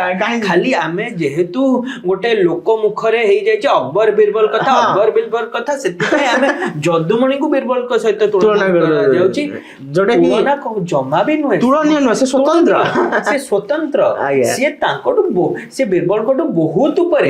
ଖାଲି ତାଙ୍କ କାହାଣୀ ପ୍ରଚଳନ ହେଇଯାଇଛି, 5ଟା ଲୋକ ଜାଣି ଦେଇଛନ୍ତି ବୋଲିକି ସିଏ କେବେ ହେଲେ ତୁଳନା ଯୋଗ୍ୟ ନୁହନ୍ତି ଯଦୁମଣିଙ୍କ ସହିତ। ସେ ସାହିତ୍ୟ କେବେ ଭଞ୍ଜ ସାହିତ୍ୟ ସହ କେବେ ତୁଳନା କରିବା? ଭଞ୍ଜ ସାହିତ୍ୟରେ ଏବେ ଯେ ରିସର୍ଚ୍ଚ କରୁଛନ୍ତି ସେମାନେ ବି ଭଞ୍ଜ ସାହିତ୍ୟକୁ ବୁଝିପାରିଲେ, ସିଏ ବି ବୁଝିପାରିଲେନି ଏବେ ଯେ, ଆଉ ସେମାନଙ୍କୁ ତୁଳନା କରିବା ହଉଛି ମୂର୍ଖାମି, ହାସ୍ୟାସ୍ପଦ କଥା। ଠିକ ଅଛି ରୋହନ, ଆମେ ଉତ୍କଳ ଘଣ୍ଟ ଯଦୁମଣିଙ୍କ ବିଷୟରେ ବହୁତ କିଛି କଥା କଲେ। ଖାଲି ଆଉ ଗୋଟେ କଥା ମୁଁ କହିବାକୁ ଚାହିଁବି, ଆସନ୍ତା ଜାନୁଆରୀ 8ରେ ଉତ୍କଳ ଘଣ୍ଟ କବି ଯଦୁମଣି ମହାପାତ୍ରଙ୍କର ଏଇଟା ହଉଛି 246ତମ ଜୟନ୍ତୀ। ଆମେ ଗର୍ବ କରିବା କଥା, ସେ ଆମ ମାଟିର କବି, ସେ ଓଡିଶାର କବି, ସେ ନୟାଗଡ଼ର କେବଳ କବି ନୁହନ୍ତି କି ଇଟାମାଟିର କବି ନୁହନ୍ତି। ତେଣୁକରି ସମସ୍ତେ ତାଙ୍କ ପାଇଁ ପ୍ରାର୍ଥନା କରିବା, ତାଙ୍କୁ ଶ୍ରଦ୍ଧାଞ୍ଜଳି ଦେବା, ଯୋଉଟା କି ଆମେ ମାନେ ମଧ୍ୟ ଯଦୁମଣିଙ୍କର ମାଟିର ଜନ୍ମ ହେଇଛି ବୋଲି ଗୋଟେ ଗର୍ବ କରିବା, ତାଙ୍କୁ ପ୍ରାର୍ଥନା କରିବା। ତାଙ୍କୁ ଶ୍ରଦ୍ଧାଞ୍ଜଳି ଦେବାର ସବୁଠୁ ଭଲ ମାଧ୍ୟମ ହଉଛି ତାଙ୍କୁ ପଢିବା ଆରମ୍ଭ କରିବା। ଗୋଟିଏ କବିତା ଜାନୁଆରୀ 8 ତାରିଖ ଦିନ, ଏଇଟା ଗୋଟେ ଆମେ ହାଶଟ୍ୟାଗ ଟ୍ରେଣ୍ଡ କରେଇଦବା କି ଜାନୁଆରୀ 8 ତାରିଖ ଦିନ ଯଦୁମଣିଙ୍କର ଗୋଟିଏ କବିତା ସମସ୍ତେ ପାଠ କରନ୍ତୁ, ଗୋଟିଏ କବିତା ନିଜ ସୋସିଆଲ ମିଡିଆ ପ୍ରୋଫାଇଲରେ ପୋଷ୍ଟ କରନ୍ତୁ, ଅଲଗା ଲୋକଙ୍କୁ ମନ୍ତାନ୍ତୁ କି ପଢନ୍ତୁ। ଶେଷରେ କହିବା, ହସ ରାଇଜର ମଉଡମଣି ଆମ ଯଦୁମଣି, ହସ ରାଇଜର ମଉଡମଣି ଆମ ଯଦୁମଣି। ଧନ୍ୟବାଦ, ଜୟ ଜଗନ୍ନାଥ, ନମସ୍କାର।